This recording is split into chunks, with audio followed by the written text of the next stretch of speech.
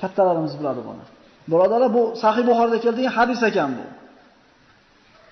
Keyingi davrlarda bir ilmda aslidan uzoqlashib ketganligimizda rivoyat qatori qolib qolavergan ekan bu ma'lumot, lekin hadis ekan. Ana shu semiz shayton bilan oriq shayton uchrashadi hadisda kelishicha. Oriq shaytondan semiz shayton so'raydi, "Nimcha ozib ketding, nimcha to'zib ketding?" Ha, menga biriktirilgan odam deydi. Men biriktirilgan odam yeganda bismillah deydi. Qo'limdan ovqatim tushadi. Kiyganda bismillah deydi. Yalang'och qolaman. Uyga kirganda bismillah deydi, eshik tagida qolaman. Sen nimcha semirib ketding? Xuddi shuni aksi. Yeyotganda bismillah demaydi, teppa-teng yeyman. Kiyayotganda bismillah demaydi, teppa-teng kiyaman. Ayoli yaqinlik qilganda bismillah demaydi, teppa-teng sherik bo'laman deydi.